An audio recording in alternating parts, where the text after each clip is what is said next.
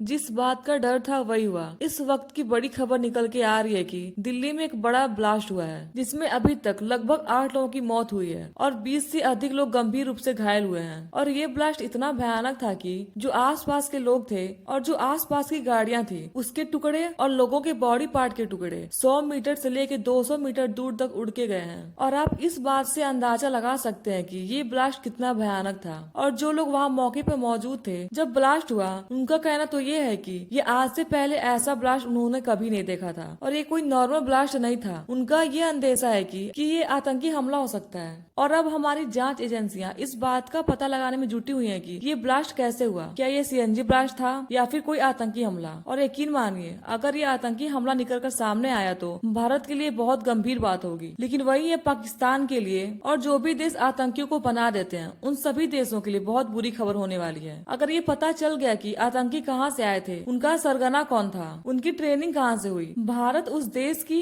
और उस आतंकी ग्रुप की खाल उधेड़ के रख देगा। और इस बार भारत ऑपरेशन सिंदूर से भी बड़ा कार्रवाई करेगा, क्योंकि ये भारत के दिल पे हमला हुआ है। हालांकि ये कंफर्म नहीं हुआ है कि ये आतंकी हमला ही है, लेकिन मैं आपको कुछ ऐसे संगीन कड़ियों से जोड़ने वाली हूँ कि जिससे कुछ हद तक इस ब्लास्ट के पीछे का मकसद आपको पता चल जाए। दरअसल आज ब्लास्ट वाले दिन में एक शख्स को गिरफ्तार किया गया और जो गिरफ्तारी हुई है वो भी दिल्ली के आसपास के इलाके से हुई है। और जिसकी गिरफ्तारी हुई है वो पेशे से एक डॉक्टर था जिसके पास करीबन 2900 केजी के आसपास ऐसे केमिकल बरामद किए गए हैं जिससे आरडीएक्स बनाया जाता है। और इस खबर ने पूरे भारत में हड़कंप मचा दिया। भारत की सारी एजेंसियां, सारी पुलिस फोर्स हाई अलर्ट पे चली गई थी और हर एक जगह पर चेकिंग चालू कर दी गई थी। और सीसीटीवी फुटेज पर पहली नजर थी पुलिस की। और शाम होते होते एक ब्लास्ट की खबर आ गई जिससे कि ये बात कंफर्म हो गई कि भारत में कुछ बड़ा करने की कोशिश की जा रही थी। और खबर निकल के तो ये भी आ रही है कि जब ये ब्लास्ट हुआ तो कुछ लोगों की गाड़ी उसी गाड़ी के आसपास खड़ी थी रेड सिग्नल पर। उसी समय ये ब्लास्ट की गई। इस ब्लास्ट को ज्यादा से ज्यादा भीड़ वाली जगह पर करने की साजिश की जा रही थी, लेकिन जो सुबह में गिरफ्तारी हुई थी उसकी वजह से ये जल्दबाजी में ब्लास्ट किया गया।